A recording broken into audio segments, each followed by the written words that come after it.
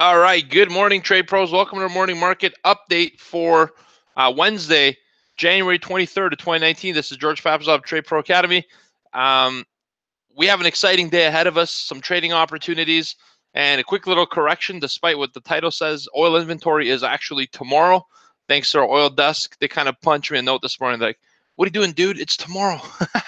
And the reason it's tomorrow, it's typically on Wednesday at 10:30. But the last couple of weeks, it seems like we very rarely hit it on Wednesday with the holidays and such. MLK Day was on Monday, and that pushes the report forward one day. As any other holiday that stretches into the Monday of the week, we actually push oil inventory to Thursday. But now that I got you excited and you're here, I got some stuff to tell you. Yesterday I was here till 11:30 in the office, Eastern time, late into the evening, working on this new futures course. And I got to tell you guys something. So I kind of put this out as a retaping. I knew that our course was created last in 2016, and I knew it needed a refresh. And I thought I would just sort of grab a little bit of a paint stick like for your car and put and mark out the little chips and then call it a day. However, when I started doing it, I hit some crazy flow. Flow meaning I know you guys would know the state of flow. Hopefully you trade from it and do a lot of your productive work from it. But I just got into flow and I did the first two lessons in about a 3-hour stretch.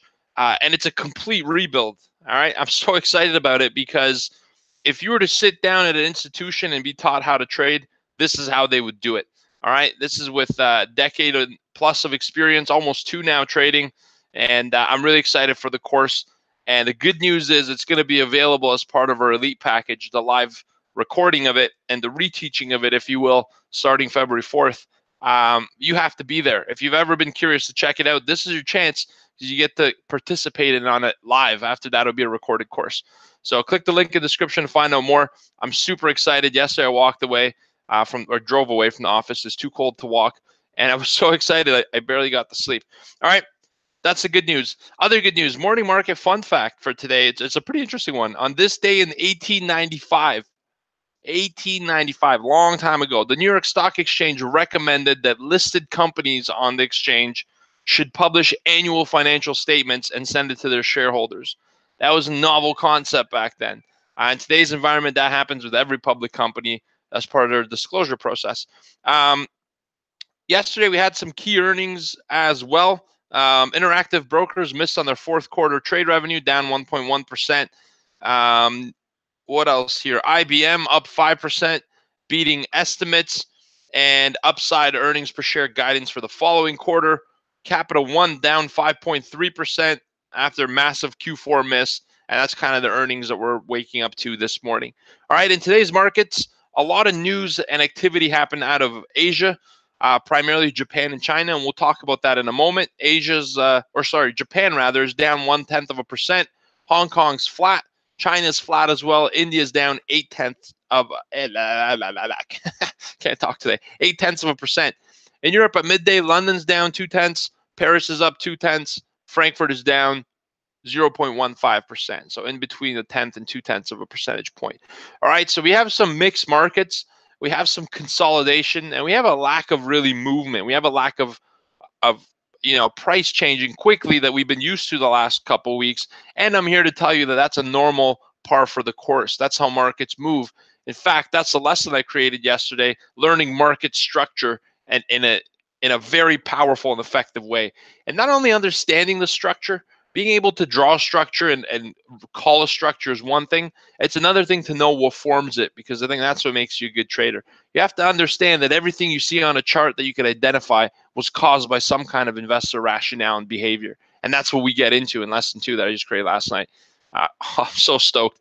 Anywho, crude oil is up 1 percentage point almost. Gold is flat.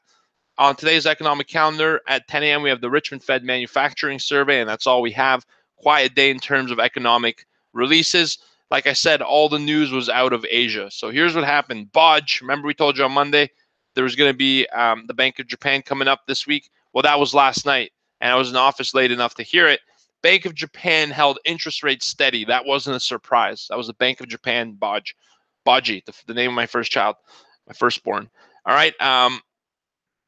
It was really interesting because what happened here was The Bank of Japan had talked in prior quarters and meetings about potentially starting to reduce the stimulus. If you guys don't know the story of Japan, it's a pretty fascinating one that you need to read up on, because it could very easily be what's happening to the United States at the moment. All right, to a lesser extent, but it follows a similar trajectory. It goes like this: Japan cut rates a lot in the middle 90s, and they haven't been able to recover since. Every time they've tried to raise rates, markets have crashed. They've had to drop them again. So much so that their short-term interest rate in Japan is minus 0.1%. All right, that's right. You have to pay them cash to hold that cash in their account. Obviously, that's the Bank of Japan lending rate. Consumers are still paying for borrowings. All right, so what's happening here is that the Bank of Japan has decided that they're going to hold off a little bit on reducing that stimulus, and they're going to continue their stimulus strategy, which is, it's kind of like a quantitative easing effort. It's helping the market. If equity markets were doing great and the economy was doing great, they wouldn't have to worry. But them kind of curtailing expectations, saying, look, we're going to go with what we're doing, status quo, for a little bit longer, means that they're worried about this global economy cooling down or entering into a recession period. All right, it's consumer inflation forecast got cut to 0.9% from 1.4%.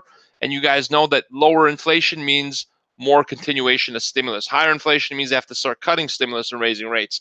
But they cut their forecast, meaning they don't think inflation is going to persist, which is not a good thing. All right. Also, right after that, we had the export data out of Japan showing that exports dipped by 3.8%. That's a significant number, the most in 2 years, in fact. And imports grew just 1.9% versus an expected 3.7%. All right, so they missed on both fronts, and that was sort of where the Bank of Japan stood. All right, in China, China announced it's going to increase its fiscal spending in 2019, and they cited the reason that to offset last year's turbulence from the U.S.-China trade tensions. It's also this year. The growth last year was the lowest in nearly 3 decades. And their fiscal spending on running government and other projects was up 9.6% to 22.1 trillion won. All right, so even though they've provided money in terms of fiscal spending, the market still sold off significantly. They entered bear market territory in 2018. All right, so this trade war is starting to have an impact on China. All right, and also China announced they could cut taxes and fees for small businesses to provide even more support to the economy. Government involvement in the stock market indicates a lack of confidence that it will grow and the economy will continue to the upside. And that's what we got out of Asia, both Japan and China overnight. In the US, we don't have any major news. We're sticking to where we're at. We're in equity markets, we're stuck sort of near the resistance, and we're consolidating. And that's great. We're consolidating at the top as institutional money buys the bottom of those ranges and retail gets stuck at the tops, and we're just rinse and repeating through that range. In today's market, I'll tell you this, in equities, it looks like it's going to be a chop fest today. It looks like we have a lack of news.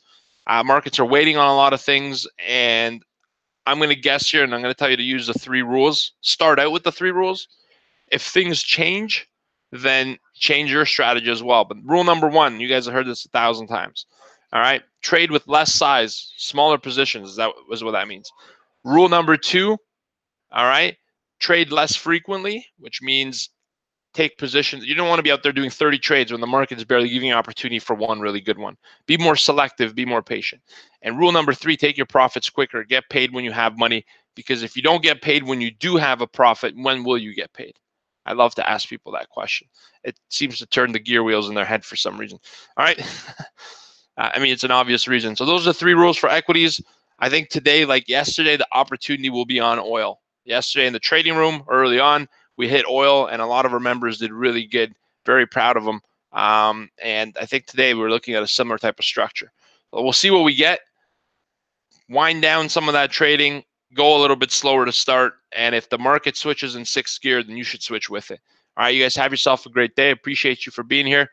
We'll see you tomorrow for the actual crude oil inventory report.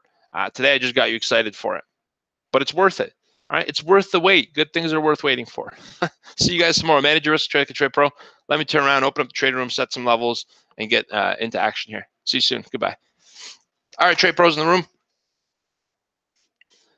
Yeah. So how about that little crude oil head fake, just for fun? Okay, so let's talk about the S&P 500. I'll give you some levels, and we've seen some price movement overnight. Volume right now is a little bit thin, 206.7 thousand contracts in total traded on Globex. And I'm going to give you some levels that are going to make sense that we're going to test today. Yesterday's levels worked to a T. Let's go out here and plot some levels and set up some trade opportunities on equities, and then I'll send it over to our oil desk to talk about oil. Okay, let me get started with equities on S&P 500.